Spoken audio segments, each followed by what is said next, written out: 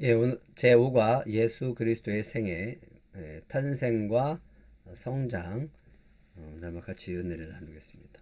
먼저 마태복음 1장 23절 같이 읽어볼까요? 보라, 처녀가 잉태의 아들을 낳을 것이요 그의 이름은 임마누엘이라 하리라 하셨으니 이를 번역한즉 하나님이 우리와 함께 계시다 함이라.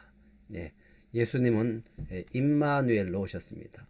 우리와 항상 함께 계십니다.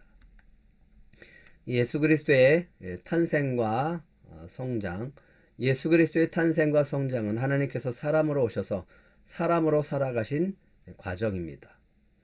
공생에 들어가시기 전, 십자가에 달리시기 전 그분의 행적을 살펴봄으로써 우리는 신약 성경의 시작을 좀 더 이해할 수 있게 되어집니다.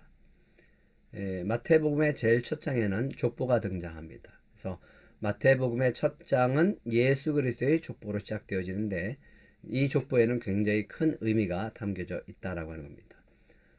이 족보는 마태복음뿐만 아니라 누가복음에도 등장하게 되어집니다. 그래서 이 두 가지 족보를 비교해 본다면 마태복음은 아브라함부터 시작되어집니다. 그래서 아브라함부터 예수님까지의 족보가 이어지는데 이것은 이스라엘의 중심을 통해서 족보가 형성되어졌다라고 하는 거죠. 근데 누가복음은 다릅니다. 예수님부터 하나님까지 온 인류의 족보가 기록되어졌습니다. 그래서 마태복음은 다윗 왕가 중심의 족보입니다. 다윗의 혈통으로 예수님이 탄생하셨다라고 하는 것을 강조하는 거죠. 하지만 누가복음은 왕가 중심의 족보가 아니고 하나님으로부터 예수님까지의 온 인류의 족보다라고 하는 거죠. 주제는 마태복음은 다윗의 자손으로 오신 이스라엘의 메시아입니다. 하지만 누가복음은 온 인류의 구속자로 오신 예수님, 두 번째 아담으로 오신 예수님에 대해서 기록하고 있습니다. 두 족보의 차이점은 마태복음을 기록한 마태의 주된 관심사와 누가복음의 저자인 누가의 관심사가 서로 다른 데서 생긴 문제입니다. 그래서 우리 앞서 4과에서 배웠죠. 이 각 복음서 기자의 관심사가 서로 달랐기 때문에 족보에서도 그 관점의 차이가 발생했다라고 하는 겁니다. 그러나 중요한 것은 이러한 족보가 예수 그리스도의 나심을 구약과 연결하여서 연속적인 하나님의 사역임을 알리는 신호탄의 역할을 하고 있다라고 하는 겁니다. 예수 그리스도의 동정녀 탄생, 먼저 동정녀 탄생의 역사적 성취를 가리키는 성경 구절을 찾아보겠습니다. 그래서 여러분들이 마태복음 1장 18절부터 25절까지 한번 읽어보시기 바랍니다. 18절에 보면요. 예수 그리스도의 나심은 이러하니라. 그의 어머니 마리아가 요셉과 약혼하고 동거하기 전에 성령으로 잉태된 것이 나타났더니 그의 남편 요셉은 의로운 사람이라 그를 드러내지 아니하고 가만히 끊고자 했다. 이 일을 생각할 때 주의 사자 현명하여 이르되 다윗의 자손 요셉아 내 아내 마리아 데려오기를 무서워하지 말라. 그에게 잉태된 자는 성령으로 된 것이다. 아들을 낳으리니 이름을 예수라 하라. 이는 그가 자기 백성을 그들의 죄에서 구원할 자이심이라. 이 모든 일이 된 것은 주께서 선지자로 하신 말씀을 이루려 하심이니 보라 처녀가 잉태의 아들 낳을 것이요 그의 이름은 임마누엘이라 하리라 하셨으니 이를 번역한즉 하나님이 우리와 함께 계시다. 요셉이 잠에서 깨어나죠. 주의 사자의 분부대로 마리아를 데리고 옵니다. 아들을 낳기까지 동침하지 않았다. 그리고 아들을 낳고 난 다음에 말씀하신 대로 그 이름을 예수라고 짓게 되어집니다. 참 감당하기 어려운 이 사명이었지만 마리아와 요셉은 그 사명을 그대로 받아들이고 순종함으로 예수님이 탄생하는 것을 보게 되어집니다. 모든 것이 우리가 주의 말씀에 순종할 때 주님의 역사가 이루어지는 것을 보게 되어집니다. 동정녀 탄생과 성령으로 잉태한다는 말의 의미는 무엇입니까? 예수 그리스도는 환상이 아니었습니다. 그는 참 인간이셨습니다. 또한 예수 그리스도는 하나님이셨고 성령으로 잉태되었기 때문에 하나님으로 남아 계셨습니다. 사실 그 당시 처녀가 잉태한다는 것은 분명히 지금과는 비교조차 할 수 없을 정도로 받아들이기 힘든 일이었습니다. 그러나 마리아가 처녀의 몸으로 잉태했다는 말을 들으면서 그렇게 이루어지기를 바랍니다라고 말할 수 있었던 것은 그의 대단한 신앙의 각오였다라고 하는 겁니다. 그렇다면 마리아가 왜 어떤 이유로 이러한 결단을 할 수 있었는지 잠시 보도록 하겠습니다. 예, 동정녀 탄생과 성령을 잉태한다는 말의 의미는 하나님의 아들이신 예수 그리스도께서 아담의 원죄를 유전받지 않은 죄가 없는 몸으로 나타나셨다는 겁니다. 인간의 육신을 입되 탄생의 기원은 성령 하나님으로부터 비롯되었기에 그분은 참된 사람이자 참된 하나님이셨습니다. 아무런 죄가 없는 인간이 태어나야지 우리의 인간의 모든 죄를 사해 줄 수 있기 때문에 예수님은 성령으로 잉태되어졌다라고 하는 겁니다. 예, 마리아는 처녀로서 잉태가 주님의 사자를 통해 전달되어진 주님의 뜻, 주님의 말씀이고 또한 자신이 주님의 종이라는 사실을 분명히 인식하고 있었기 때문에 비록 이해하기 어려운 일일지라도 주님 말씀에 순종해야 한다는 신앙의 결단으로 이 같은 말을 할 수 있었던 겁니다. 예수님의 탄생 이야기는요, 동방 박사는 헤롯 왕을 방문합니다. 아기 예수님의 나심을 알렸습니다. 그의 메시아 되심을 선포합니다. 그리고 이들은 헌금과 몰약과 위향이라는 예물을 가지고 하나님의 나심을 경배하게 되어집니다. 예수님 탄생하실 때는 목자들이 신비한 체험을 하죠. 그리스도의 나심을 경배합니다. 그리고 시몬과 안나는 그리스도의 나심을 찬양합니다. 그러나 동방 박사들이 방문 후에 아기 예수님과 그의 가족은 이집트로 피신하게 되어집니다. 왜 이집트로 요셉 일가가 피신해야 했을까? 성경 구절을 보고 그 이유를 적어보세요. 그랬습니다.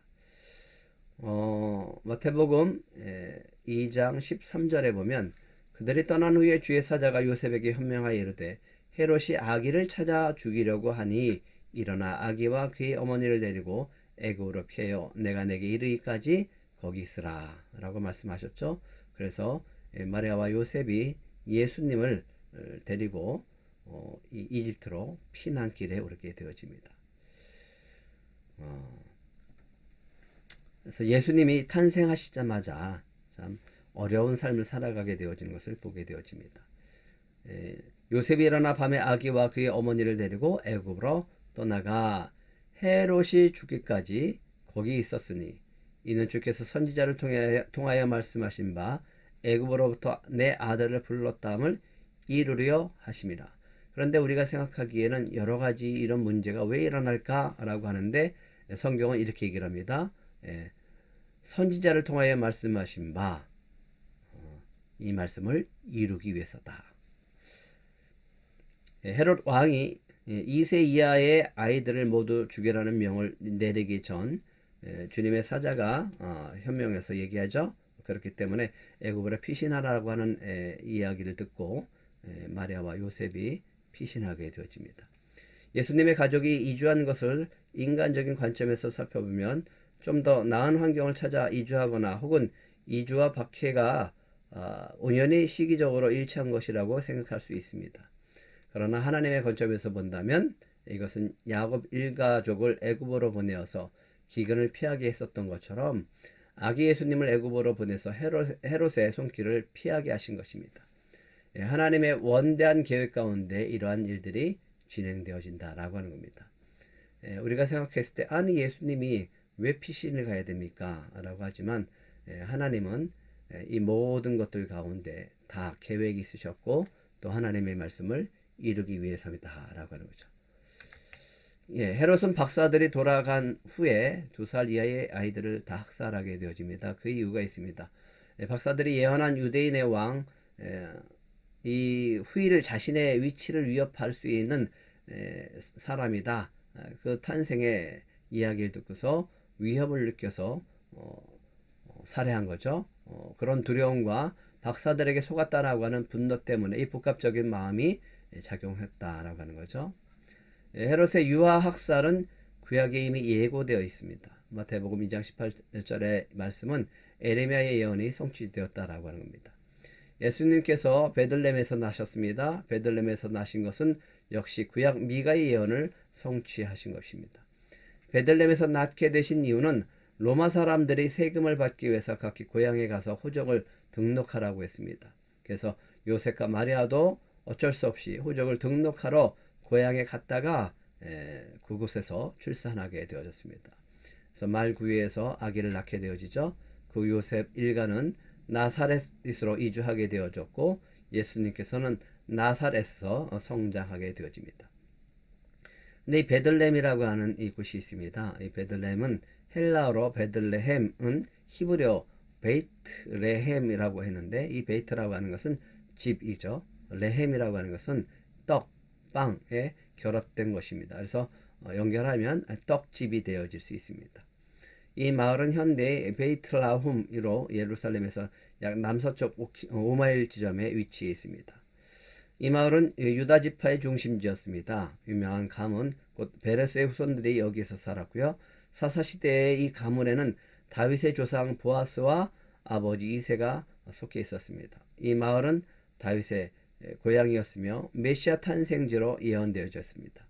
예수 그리스도께서는 떡집에서 생명의 떡으로 다윗의 고향에서 다윗의 자손으로 메시아의 탄생지에서 메시아로 오신 것입니다.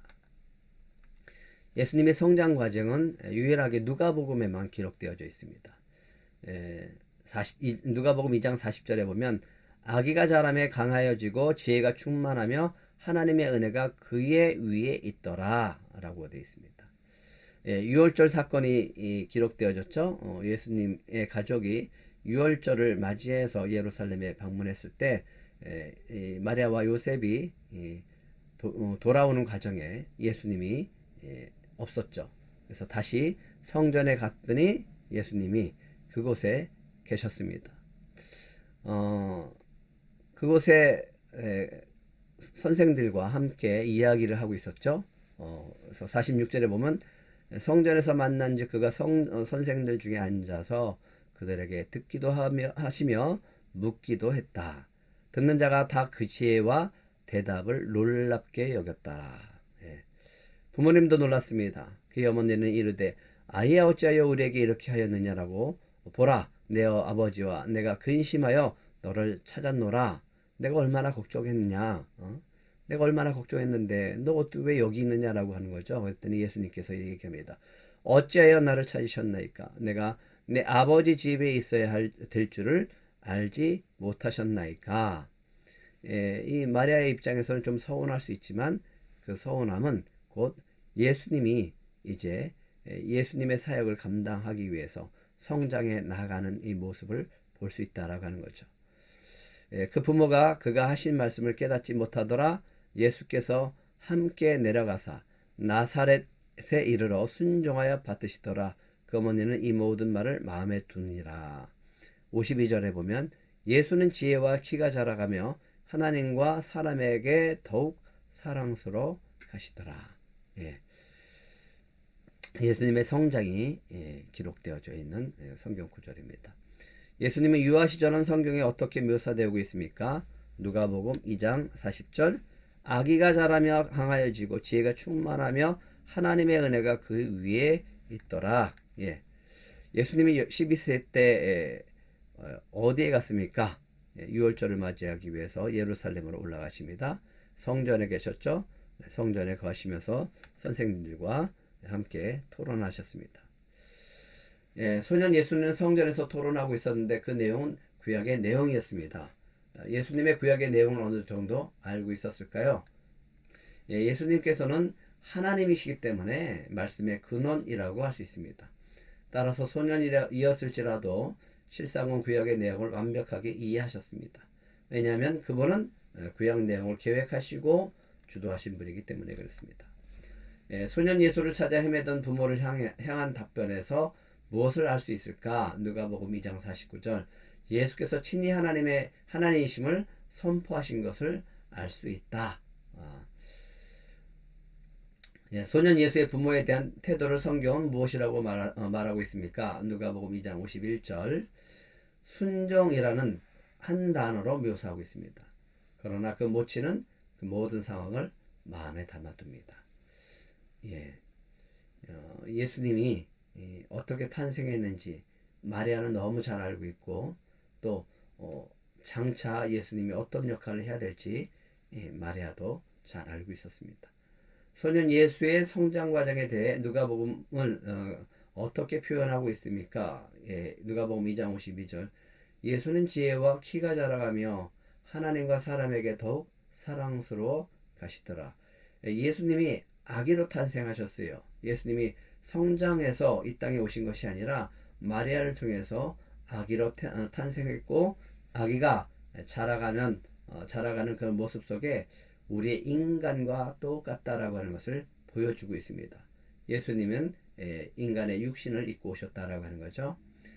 소년 예수의 성장지 나사렛. 이 나사렛은 천혜의 자원이 있고요. 경관이 뛰어나고 예수님의 설교 예화의 배경이 되어줬던 곳이기도 합니다. 하지만 고향 사람들에게 배적을 받기도 했었죠. 소년 예수는 나사렛이라는 시골 동네에서 자라게 됩니다.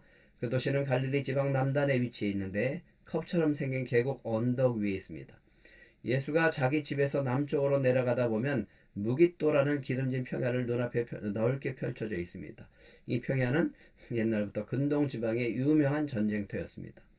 무깃도는 동북 지방의 바벨론, 아시리아, 시리아, 페르시아와 같은 나라들과 가나안의 연합군, 애굽, 이스라엘이 허다한 전쟁을 치렀던 그래서 수많은 피를 흘렸던 지역입니다. 예, 위쪽에 베들레헴 사진이고요. 밑에가 베들레헴 사진입니다. 이거는 나사렛이고요. 예수님이 어린 시절 아버지를 따라 목수의 일을 감당했다라고 하는 거죠. 그것을 그림으로 표현해냈습니다. 이스라엘의 첫 번째 여성 지도자였던 드보라가 바락 장군과 함께 다벌산에서 뛰쳐내려와서 가나안 군대의 병거들을 섬멸했던 곳이기도 합니다. 기드온이 300명의 정병으로 미디안 군대를 정복했던 지역이고 사울 왕이 엔돌에 신접한 여인의 동굴에서 최후의 조반을 들고 블레셋 군대와 싸워 패배하자 자기 칼에 엎드려 자살한 곳이기도 합니다. 또한 아합 왕이 다마스커스에서 몰려오는 아람 군대를 무찌른 장소이며 요시야 왕이 달려드는 아시리아 군대와 싸우다 화살에 맞아 목숨을 잃은 곳이기도 합니다. 그 평화를 바라보면서 예수님은 구약의 역사를 많이 생각해 보았을 것입니다. 이 지역은 이스라엘에서 가장 기름지고 아름다운 지역 가운데 한 곳입니다. 나사렛 지방의 자연이 아름다웠음에도 불구하고 경건한 갈릴리 사람들 사이에서 그 동네에는 인기가 없었습니다. 무시당하는 곳이었고 아주 촌으로 취급되어졌습니다. 제자가 된 빌립이 예수를 만나고 너무나도 기뻐서 자기 친구 나다나엘에게 찾아가서 얘기합니다. 우리가 메시아를 만났어. 나사렛 동네에 사는 요셉의 아들 예수라는 분이요 라고 얘기를 합니다. 그러니까 나다나엘이 이렇게 얘기를 합니다. 나사렛이라고? 나사렛 같은 동네에서 무슨 좋은 일이 일어났단 말이요. 그렇게 말하면서 핀잔을 주었던 곳이 바로 나사렛이었습니다. 나사렛에서 동부 쪽으로 조금 가면 해발 500m쯤 되는 곳에 유리같이 맑은 물에 물고기들이 펄떡거리는 갈릴리 바다가 있습니다. 그곳을 게네사렛 호수라고 불렀습니다. 서남쪽 호숫가에는 로마 황제가 지은 디베라라는 신도시가 있었습니다. 거기에는 로마식 목욕탕과 휴양지들이 있었습니다. 길가에는 멋지게 늘어진 가로수가 있었습니다. 디베라 도시의 막달라라는 거리는 유명한 홍등가였습니다. 우리 귀에 익숙한 막달라 마리아는 바로 이곳에 온 여자였습니다. 갈릴리 바다에서 조그만 북쪽으로 가면 헤롯 빌립 왕의 궁정에 있었던 가이사라 빌립보라는 도시가 있었고요. 그 도시 뒤쪽으로는 꼭대기에 늘 눈이 덮여있는 헐몬산이 버티고 있습니다. 나사렛 서쪽에는 엘리야가 바알 선지자들을 무찌른 갈멜산이 있고 조금 더 가면 지중해가 나옵니다. 이런 지역이 바로 예수님께서 어린 시절을 자랐던 지역이라고 할 수 있습니다. 이곳에서 예수님은 자연의 아름다움을 맛보면서 성장하셨는데 그분의 설교나 비유, 예화에서 여러 번 자연을 예를 들어서 말씀하실 때 배경으로 사용되기도 합니다. 예, 정리해 볼까요? 예, 마태복음과 누가복음에 족보가 등장하는데 그 차이는 마태복음은 아브라함부터 예수님까지의 족보고 이스라엘 중심의 족보입니다. 다윗 왕가 중심의 족보이고 다윗 자손으로 오신 이스라엘의 메시아다라고 하는 거죠. 누가복음의 족보는 예수님부터 하나님까지 기록되어져 있고 온 인류의 족보다라고 하는 겁니다. 다윗 왕가의 중심이 아니라 예수님부터 하나님까지 온 인류의 계보라고 할 수 있습니다. 온 인류의 구속자로 오신 예수, 두 번째 아담으로 오신 예수님의 족보다. 예수님께서는 마리아와 요셉이 정혼하고 동거하기 전 성령으로 잉태되었고 동정녀 마리아의 육신을 빌어 탄생하게 되었습니다. 마태복음 1장 21절 아들을 낳으리니 이름을 예수라 하라. 이는 그가 자기 백성을 그들의 죄에서 구원할 자이심이라 하니라. 예수님이 이 땅에 왜 태어나셨다고요? 자기 백성을 그들의 죄에서 구원할 자, 그 사명을 가지고 태어나신 겁니다. 예수님의 인적 사항을 간단하게 적어보면 국적, 로마입니다. 출생지역 유대 땅 베들레헴, 가문은 아브라함과 다윗의 가문이었고요. 성장지는 갈릴리 지방 나사렛이었습니다. 오늘은 여기까지 하겠습니다. 이 예수님의 탄생과 성장 과정을 통해서 좀 더 여러분들이 성경을 읽는데 유익했으면 좋겠습니다.